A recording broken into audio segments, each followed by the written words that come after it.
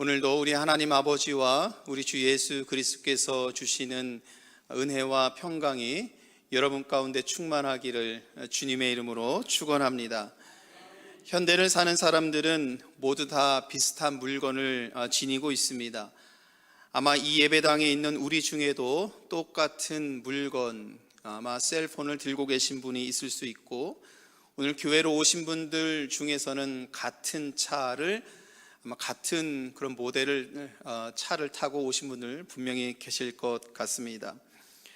그런데 가끔 우리가 같은 옷을 입은 사람을 만나면 종종 민망한 그런 상황이 연출되기도 하죠. 다행히 오늘은 저희 가운데 제가 이렇게 보니까 같은 옷을 입으신 분은 없습니다. 근데 종종 길을 걷다 보면 같은 옷을 입은 사람이 제 앞에 나타나면 좀 민망합니다. 우리가 사는 사회는 대량으로 생산하는 제품들로 인해서 우리가 그것을 구입하여서 먹고 입고 또 사용하기 때문입니다. 중국 베이징에 있는 현대차 공장은 15초에 차 한 대를 생산한다고 합니다. 여러분, 얼마나 많은 제품들이 순식간에 만들어지는지요. 저는 그것을 생각하면서 영화 알라딘에서 나오는 것처럼 요술램프를 손으로 이렇게 문지르면 소원하는 게 탁 나타나잖아요. 야, 정말 이러한 시대가 우리가 살고 있는 시대이구나. 어떻게 차가 15초에 한 대가 생산이 될 수 있을까? 그런 생각을 해 보았습니다. 산업화 이전에는 대부분 손으로 만들었습니다. 손으로 만든 제품은 같은 것 같지만 그러나 다릅니다.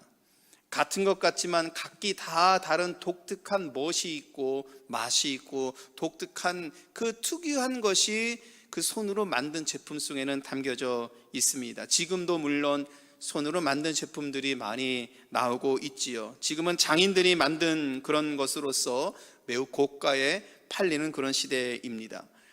요즘에 교회 뒤편에 있는 공원에서도 페스티벌을 하고 있는데요, 가끔 시에서 하고 있는 페스티벌에서도 자기가 생산하고 만든 그런 물건들을 들고 와서 파는 장터가 이렇게 열립니다. 그러면 제가 가끔 무엇 하나 하고 운동 삼아 구경 삼아서 이렇게 뒤로 향해서 걸어가 보면은 정말 많은 집에서 만들고 뭐 여러 가지 컵부터 해서 접시, 그림, 본인이 직접 만든 것을 많이 이렇게 갖고 와서 장터가 열려서 그것을 팝니다. 제가 너무 예뻐서 사고 싶었는데 근데 너무 비싸더라고요. 그러니까 요즘에는 본인의 손으로 만든 제품은 굉장히 고가에 팔린다라는 것입니다. 오늘 함께 봉독한 말씀 속에서 예레미야는 하나님의 말씀에 따라서 토기장이 집에 가고요, 그것에서 토기장이 그 손으로 그릇을 만드는 것을 보았습니다. 당시만 하더라도 지금처럼 대량으로 제품 만드는 시대가 아니지 않습니까? 다 사람의 손을 거쳐야 하는 시대입니다. 지금하고는 너무나도 다른 것이지요. 예레미야는 그 토기장이 집에 간 것입니다. 예레미야가 토기장이가 작업하는 것을 볼 때에 그의 손에는 흙이 잔뜩 묻어 있고요, 그 손에 쥔 흙을 가지고 자기 마음대로 주물락주물락 거리면서 그릇을 만드는 것을 예레미야는 보게 됩니다. 이 모습을 본 예레미야는 왜 하나님께서 자기를 토기장이 집으로 가게 하셨는지를 대번 알게 되는 것이죠. 그는 이스라엘 민족을 사랑한 사람이었고 민족에 대해서 정말 애절한 마음을 지니고 있는 사람이어서 이스라엘 민족을 위해서 날마다 눈물로 호소하며 기도했던 사람입니다. 그런데 그들이 하나님께 죄를 짓고 하나님과 멀어지는 그것을 날마다 지켜보아야 하는 또한 안타까운 상황에 처해 있었던 것이죠. 점점 죄의 수렁으로 빠져들어갔고 이스라엘은 결국 망하게 됩니다. 이런 상황을 지켜보고 있는 예레미야는 토기장이 마음대로 그릇을 만드는 것을 통해서 보게 된 겁니다. 이스라엘의 흥망성쇠를 누가 주관하시는 것인가? 이스라엘이 세워지고 무너지고 또 새롭게 되는 것도 누가 하시는 것인가? 왜 하나님께서는 나를 토기장의 집에 가게 하셔서 토기장을 통해서 그릇을 빚는 그 모습을 왜 보게 하셨을까? 그런 생각이 들다가 예레미야는 대번에 알아차리고 깨닫습니다. 이스라엘의 흥망성쇠, 흥할 때에도 망할 때에도 다시 세워질 때에도 하나님의 손에 있구나. 이것을 예레미야는 깨닫게 된 것입니다. 여러분, 그리고 만들어진 그 그릇은 아까 말씀드린 것처럼 사람의 손으로 만들어진 그릇은 참으로 귀한 것입니다. 똑같은 것이 없어요. 다 같은 것 같지만 독특한 면이 있고 다 다릅니다. 세상 어디에도 없는 참 그 귀한 그릇이 토기장의 손에 의해서 만들어지는 것이죠. 예레미야가 본 것은 바로 이런 것입니다. 하나님께서 이스라엘을 세우기도 하시고 무너뜨리기도 하시고, 그러나 하나님의 그 거룩하신 손으로 다시 한번 그들을 세우시는 이런 것을 볼 때에 이스라엘 백성들은 하나님 앞에 참으로 귀한 존재이구나. 비록 그들이 죄 가운데 하나님의 심판을 받는 어려움 가운데 있음에도 불구하고 이스라엘 백성들은 여전히 하나님의 사랑받는 백성이구나. 이것을 예레미야는 보게 된 것입니다. 예레미야가 본 토기장이는 자기의 손으로 그릇을 만드는데 만들다가 마음에 들지 않으면 확 무너뜨립니다. 여러분, 예술가들 아시죠? 그렇게 저희가 보기에는 저 하나 줬으면 좋겠다라는 생각이 드는데, 그렇게 멋있는 그림을 그려놓고선 마지막 하나가 마음에 들지 않으면 큰 붓을 갖고서 쫙 꺼버리잖아요. 도자기를 만든 사람들 보세요. 그렇게 예뻐 보이고 멋있는 도자기인데 조금이라도 흠이 있으면 그것은 바로 깨서 버리지 않습니까? 만들어진 거. 그런데 예레미야는 그것을 본 것입니다. 하나님께서 마음대로 토기장이 손으로 세우기도 하고 무너뜨리기도 하고. 그런데 여러분, 망가진 흙을 버리지 않고 다시 토기장에 발을 굴러서 돌리고 손을 들려서 그 흙을 토기장이가 그릇 만드는 사람이 원하는 대로 이렇게 그릇을 막 만들어가는 것을 보게 된 것입니다. 그러면서 4절 말씀에 이런 말씀이 있죠. 토기장의 손에 터지는데 그가 그것으로 자기의 의견에 어떻게 한다고요? 자기 의견에 좋은 대로 다른 그릇을 만들더라. 자기의 의견에. 그러니까 그릇이 빚어지는 것은 오로지 토기장이의 손에 의해서 만들어진다는 것입니다. 진흙이 어떤 모습으로 빚어질지는 전적으로 토기장이의 마음입니다.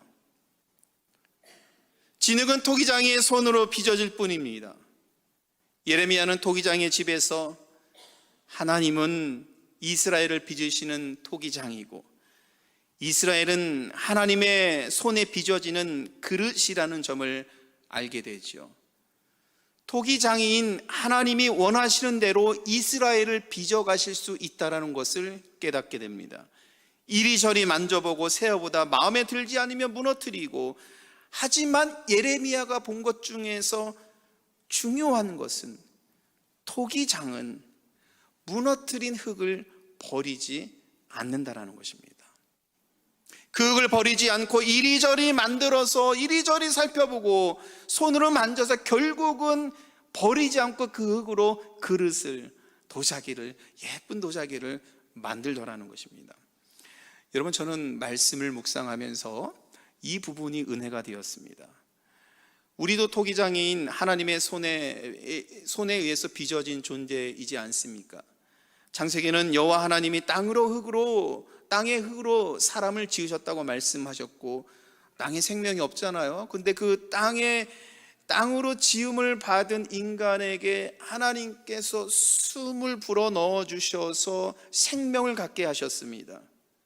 이렇게 모든 인간은 하나님에 의해서 창조된 인간이라는 것이죠. 이 이야기 하나만으로도 인간이 하나님께 전적으로 의존되어 있다는 것을 알게 되는 것입니다. 그런데 하나님의 창조의 손길은 창세기 1장, 2장에 나오는 그 한 번에 끝난 게 아니더라는 것입니다.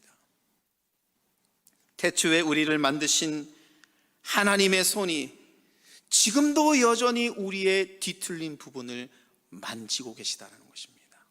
여러분, 은혜롭지 않습니까? 하나님의 창조의 그 손길과 숨결과 은혜가 인도하심이, 하나님의 주권적으로 행하시는 사랑을 부어주시는 그 놀라운 은혜가 창조 때 그냥 단번에 끝나는 것이 아니라 그 이후에도 여전히 우리의 모난 부분을 만지시고 아름답게 가꾸셔서 우리를 새 그릇으로 세우신다라는 것, 그 흙을 버리지 않고 하나님의 손에 두고 계시다라는 것, 여러분 너무 감사하고 너무 은혜로운 부분인 것 같습니다.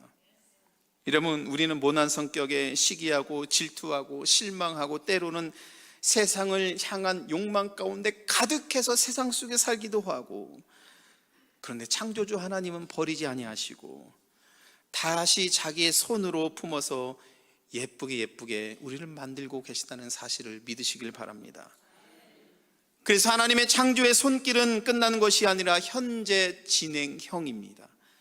그래서 예레미야는 이스라엘을 향해 너희는 하나님의 손에 있다라고 선언을 합니다. 우리 6절 말씀인데요, 같이 읽도록 하겠습니다. 여호와의 말씀이니라, 이스라엘 족수가 이 토기장이가 하는 것 같이 내가 능히 너에게 행하지 못하겠느냐. 이스라엘 족속아, 진흙이 토기장이의 손에 있음 같이 너희가 내 손에 있느니라. 아멘.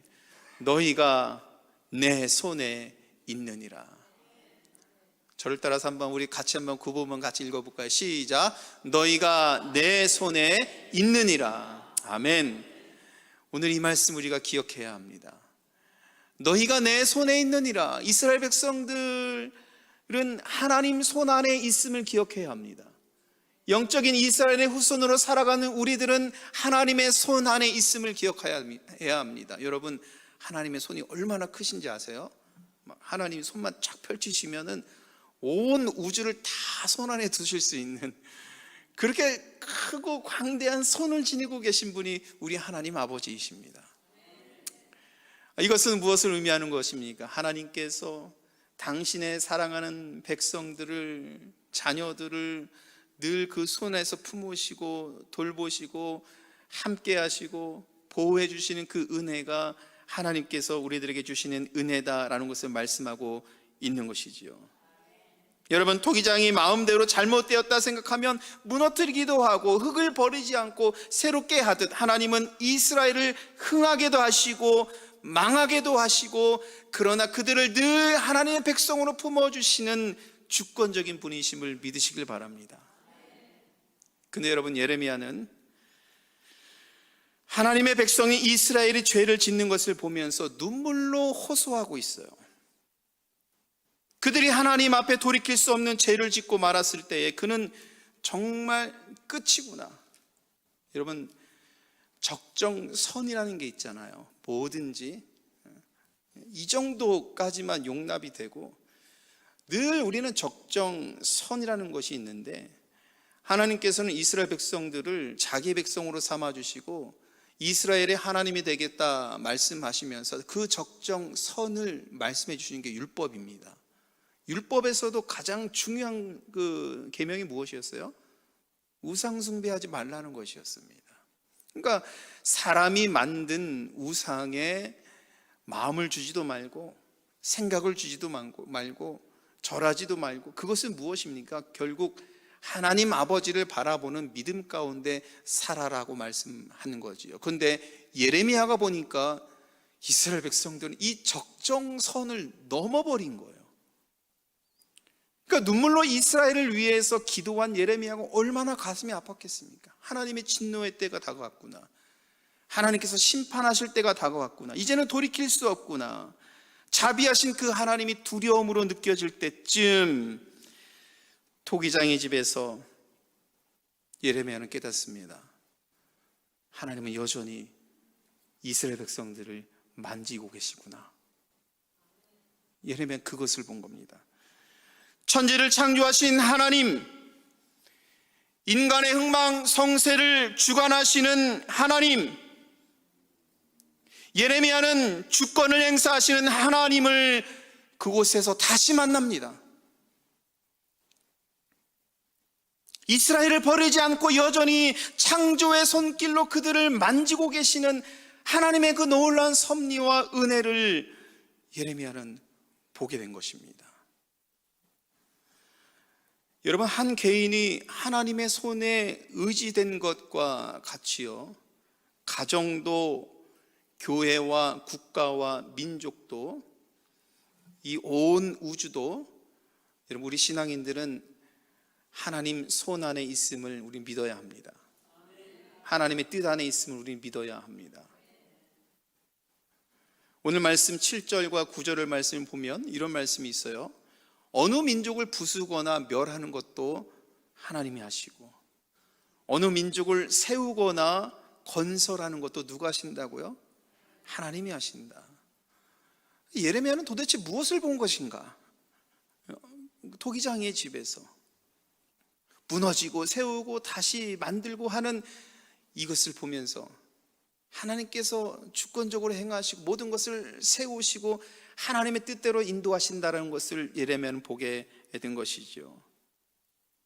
모든 것이 하나님의 손에 있습니다. 그래서 예레미야는 너희가 하나님 손에 있다라고 선언하고 있는 것이죠. 이처럼 우리는 전적으로 하나님에 의존되어 있는 존재라는 것을 기억을 해야 합니다. 창세기 1장부터 우리는 하나님께 의존되어 있는 존재라는 것을 기억을 하는 것입니다.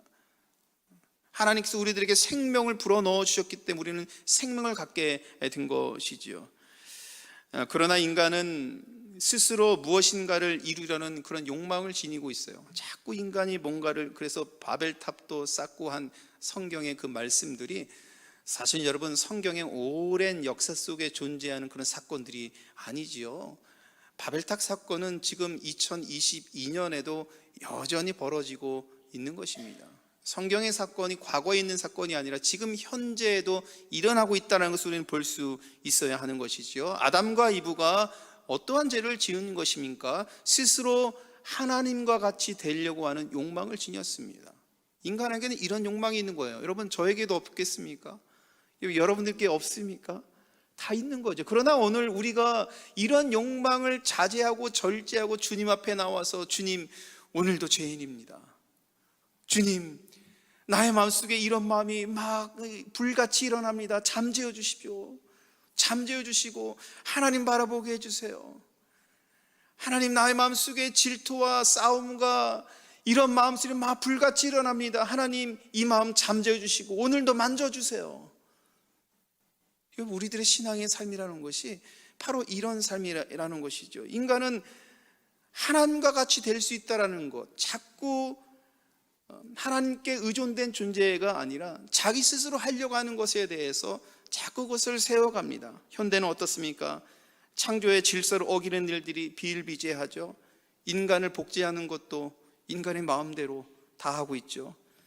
죽지 않으려고 자기를 냉동실에 넣어놨다가 수십 년, 수백 년 후에 자기가 다시 깨어날 수 있는 기술을 개발해서 이제 성경에서 말하는 영혼이라는 개념이 여러분 상당히 어려워졌어요. 우리 밑에 세대에 가면 냉동실에다 탁 넣어놓고 100년 뒤에 딱 깨어나면 여러분 어떠실 것 같습니까? 그런 시대가 도래했다라는 것입니다. 남자와 남자 혹은 여자와 여자가 결혼하는 것을 당연시되는 시대. 북극의 얼음이 막 녹고 있잖아요, 요즘에. 여러분 그거 아십니까? 몇백 년, 몇천 년 된 그 얼음 속에 있는 바이러스가 막 퍼지고 있는 거잖아요. 그것이 지금 우리가 사는 시대에 다 영향을 주고 있는 것입니다. 인간의 방관, 인간의 욕망, 다 이런 것에서 비롯된 일들, 인간의 마음대로 할 수 있다고 생각하는 것.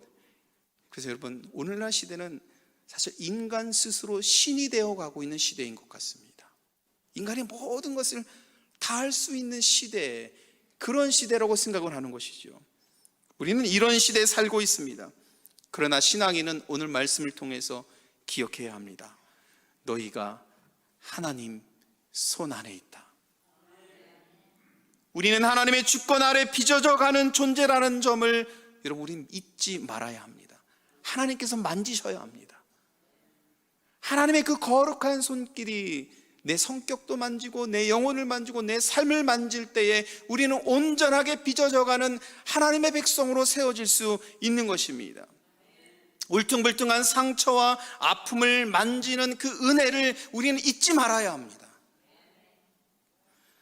따라서 우리는 하나님의 손에서 벗어나지 않아야 하는 것이죠. 그거는 우리가 해야 될 일입니다. 우리는요, 자꾸 인간의 욕망과 그것으로만 추구하려는 삶을 살아가면 우리 스스로가 하나님의 손에서 뛰쳐나가려고 하는 거죠. 토기장이는 손 안에 흙을 버리지 않고 다시 빚습니다. 토기장이 손 안에 있어야 빚다가 망가진 진흙이라도 새롭게 빚어져서 그릇으로 만들어지는 것이죠. 하나님의 손에 있는 자는 망가지고 무너지는 인생이라도 상처받고 실패해도 하나님의 좋으신 계획대로 빚어지게 되는 것입니다. 하지만 하나님의 손에서 벗어나는 인생이라면 여러분, 그러한 인생이야말로 파멸이며 멸망으로 가는 인생이라는 것입니다. 사랑하는 우리 샴보가님께 성도 여러분, 하나님의 손으로 빚어가는 인생이 되기를 주님의 이름으로 간절히 축복합니다. 그럼 우리가 어떻게 해야 멸망하지 않는 인생을 살아갈 수 있을까요? 예레미야는 이스라엘을 향해 악함에서 돌이키라고 8절에서 선언합니다. 그리고 이스라엘 향해서 하나님의 말씀을 청종하여 마음 깊이 하나님의 말씀을 들어야 한다 10절에서 말씀하고 있습니다. 그런데 오늘 이 말씀을 보니까 만일이라는 단어를 썼습니다. 영어로는 if예요. 만일 악함에서 돌이켜 하나님의 말씀을 들으면 하나님께서 생각하셨던 그 재앙이 거두어질 것이다, 돌이킬 것이다 라고 말씀하고 있습니다. 그러나 우리말로 만일이라는 것은 단지 가정법으로 사용하고 있습니다만 성경에서 사용하고 있는 이 만일이라는 이 단어는 미래에 확실히 이루어질 것을 이야기할 때 만일이라는 단어를 쓰는 겁니다. 다시 말하면 돌이킨다면, 하나님의 말씀을 듣는다라면 반드시 하나님께서 돌이키시고 하나님의 손길이 그의 인생을 다시 만지실 것이다. 이것이 예레미야가 말씀하고 있는 것입니다. 사랑하는 성도 여러분, 여러분들의 인생에 울퉁불퉁한 부분이 있습니까? 아픈 부분이 있습니까? 세상 어디에 가서 하소연하고 세상 어디 가서 위로받지 못하고 세상 어디 가서 해결되지 않는 문제 있습니까? 하나님 손 안에 있음을 믿고 하나님 바라보십시오. 오늘 하나님께서 거룩한 손길로 여러분들의 그 울퉁불퉁한 부분을 만지시고 세우셔서 새 그릇으로 만드시는 은혜가 여러분 가운데 있음을 믿으시길 바랍니다. 그래서 결국은 11절의 말씀에 보면 이렇게 함으로 인하여서 너희 길과 행위를 아름답게 해야 한다라고 말씀하고 있습니다. 여러분, 결국은 제가 자주 하는 말씀 중에 신앙의 삶은, 그리고 교회 생활하면서 행복해야 되겠다, 행복했으면 좋겠다, 이 말씀을 자주 드리지 않습니까? 그러니까 악한 것을 제하고 그리고 그것에서 돌이켜서 하나님 바라보면서 결국 우리가 지향해야 될 것은 무엇이냐면 우리의 인생을 아름답게 가꾸어 가는 겁니다. 사람 보기에도 아름답게 가꾸어 갈 뿐만이 아니라 하나님 보시기에도 아름답게 가꾸어 가야 하는 것입니다. 그러한 인생 속에서 우리는 참 행복과 기쁨과 만족을 누릴 수 있는 것이지요. 오늘 이 자리에 참석한 여러분 모두가 이러한 아름다운 인생으로 나아갔으면 좋겠습니다. 교회력 성서 1과 오늘 구약의 말씀으로 함께 은혜를 나누고 있는데요, 서신서의 말씀을 보니까 빌레몬서의 말씀이 오늘 같은 날 서신서의 말씀입니다. 사도 바울이 빌레몬에게 보낸 편지인데요, 오네시모라는 사람을 1장에서 언급을 하고 있습니다. 저는 오네시모를 통해서 하나님이 한 사람의 인격과 삶을 어떻게 아름답게 세우는지를 알게 되었습니다. 오네시모는 빌레몬의 하인으로서 도망친 사람입니다. 그는 빌레몬에게 피해를 입혔고 자기 주인에게 큰 피해를 입혔고요, 큰 상처를 주고 도망친 사람입니다. 그런데 바울은 빌레몬에게 보낸 편지에서 오네시모를 변호합니다. 그를 칭찬하는 정도로 도망친 사람, 큰 피해를 입고 도망친 사람을 사도 바울은 변호하고 있어요. 그리고 오네시모를 용서하고 받아들여서 하나님의 일꾼으로 사용하기를 권면하죠. 빌레몬서 1장 11절에 그가 전에는 내게 무익하였으나, 전에는 어떻게 했다고요? 무익하였으나 이제는 나와 내게 유익한다. 무익한 자였지만 지금은 유익한 자라는 것입니다. 여러분 생각해 보세요. 이거는 여러분들이 삶을 살아가시면서 실질적인 문제인데요, 여러분 자신에게, 여러분 가정에게, 여러분 사업에 피해를 입힌 사람을 하나님께서 용납하라고 하면은 이런 거 쉬운 문제입니까? 뭐 말처럼 잘 되지 않잖아요. 참으로 어려운 문제입니다. 나에게 피해를 주고 아픔을 준 사람을 용납하라는 사도 바울의 메시지는 빌레몬에게 굉장히 큰 어려움이라는 것입니다. 제 세대가 한국에 있을 때에 소방차 세대입니다. 제가 무슨 말 하는지를 알아듣는 분은 제 세대인 거예요. 소방차라는 댄스 가수가 있어요. 근데 뭐 굉장히 오래 전이죠. 1900년도 초반인데 우연히 CBS에서 나오는 새롭게 하소서라는 그 프로를 보면서 간증하는 거 여러분들도 많이 보시죠? 거기 간증하는 걸 봤는데 소방차 멤버가 지금은 굉장히 그 신앙인으로서 굉장히 열심히 사는 사람인데, 그분의 간증을 들으면서 제가 굉장히 은혜를 받은 적이 있었습니다. 최근인데요. 그분이 중국에서 아주 큰 사업을 했습니다. 아주 큰 사업을 하는데 정말 중국에서 절친으로 여겼던 두 형제가 있는데, 그 형제하고 굉장한 큰 사업을 벌이면서 뭐 순식간에 돈도 막 긁어 모으듯이 하고 막 이러는데, 어느 날 일순간 그 자기랑 동업했던 형제 두 명이 일순간 변하다라는 것입니다. 그러면서 자기에게 폭력을 행사하고 칼을 들이밀고 자기 뜻대로 아니면 죽일 것처럼 행하고 조폭들이 그 회사에 다 가득 차고, 그래서 이분이 밤에 도망쳤대요. 밤에 도망을 쳐서 한국으로 와서 목숨을 면하고 한국에 와서 한참 시간이 지났습니다. 그 가운데 교회를 다니게 되고 예수님을 영접하고 신앙 이렇게 하다가 또다시 이제 중국의 다른 크리스찬 일로 중국에 갔다가 중국에서 돌아오는 비행기 라운지에서 어디서 많이 본 사람이 다 앉아 있대요. 그래서 다 가서 보니까 자기 칼을 들이밀고 죽이려고 한 사람이 거기 있다는 겁니다. 막 화가 치밀어 올라요. 한국에 가면 이 사람은 가만두지 않을 거다. 한국에 전화를 합니다. 동생들 다 불러 모아요. 봉고차로 다 불러 모아서 공항에서 대기하고 있는 겁니다. 근데 비행기를 타고 가는데 계속 눈물이 나요. 이분이 하나님께서 계속 그에게 감동을 주시는데, 용서해라, 용서해라. 자꾸 하나님께 말합니다. 하나님 용서할 수 없습니다. 도저히 용서할 수 없습니다. 하나님 그러지 마세요. 저는 하나님께 벌을 받아도 저 사람은 용서할 수 없습니다. 하나님께서 계속 마음으로 말씀하십니다.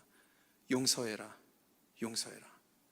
그래서 비행기 안에서 그분이 2시간 반인가요? 비행기 타고 오면서 펑펑 울면서 하나님 용서할 수 없습니다. 용서 못합니다. 펑펑 울면서 이분이 비행기 타고 와서 비행기에 인천공항에 내려서 그분을 용서하면서 보내주면서, 내가 용서한 게 아니라 하나님께서 용서를 해주시는 건데 다시는 만나지 말자 이러면서 용서하고 보내주었다고 합니다. 여러분, 나의 생명을 위협하고 나에게 피해를 입히고 나에게 어려움을 주고 나에게 상처를 주는 사람을 용서하고 받아들이라는 것, 오늘 빌레몬서 1장 11절에 있는 것처럼 무익했던 사람을 유익한 사람으로 인정하는 것 참으로 어렵습니다. 우리는 신앙의 딜레마예요. 사실은 신앙생활 하면서 주님께서는 원수까지도 사랑하라는 이 말씀을 통해서 우리들에게 그러한 삶으로 나아도록 요구하시지만, 이것이 나의 삶으로 진짜로 다가왔을 때는 참으로 어려운 거예요. 그런데 사도 바울은 오네시모가 변화되는 과정 속에서 하나님이 그 영혼을 만지신다는 것을 본 것입니다. 하나님께서 그 불쌍한 영혼을 만지시고 그의 모난 마음을 붙들어 주시고 그의 상처를 보듬어 주시고 그의 분노를 하나님께서 잠재워 주시고 그의 사악한 마음을 하나님께서 바꿔주시고 그의 인생을 다시 새롭게 빚어주시는 하나님의 놀라운 창조의 손길을 사도 바울은 오네시모에게서 본 것입니다. 여러분, 하나님이 만지시면 오네시모와 같은 변화가 일어납니다. 그러니까 무익한 자였지만 유익한 자니까 그를 받아들여라. 이것이 하나님의 요구이고 하나님 나라를 향해서 나가는 형제와 자매들이 해야 될 그런 일이다. 이것을 말씀하고 있는 것입니다. 하나님의 창조의 손길이 그를 만졌습니다. 그래서 그는 하나님의 나라를 위해서 유익한 사람이 되었습니다. 이것이 하나님의 손으로 빚어지는 인생인 줄 믿습니다. 우리는 이러한 인생을 살아야 하는 것입니다. 하나님의 손길이 닿는 사람은 여러분 바뀌어집니다. 생각이 바뀌어지고 인생의 가치관이 바뀌어지고 살아갈 목적도 바뀌어지고 하나님의 손길이 여러분들을 터치를 하고 만지시면 여러분들의 분노도 잠재워 주시고 여러분들의 상처도 치유해 주시고 하나님의 손길이 그 영혼과 그 생명과 삶 속에 닿으시면 여러분들의 질병도 낫게 되고 건강으로 세워지고 하나님의 나라를 위해서 유익한 삶으로 세워지는 은혜가 있을 줄 믿습니다. 사랑하는 성도 여러분, 우리는 하나님의 손길로 빚어져 가는 인생입니다. 우리의 가정과 교회와 나라와 민족도 토기장이 하나님의 손길로 빚어져 갑니다. 하나님의 나라를 위해서 유익한 삶으로 세워지는 저와 여러분 되기를 우리 주님의 이름으로 간절히 축원합니다.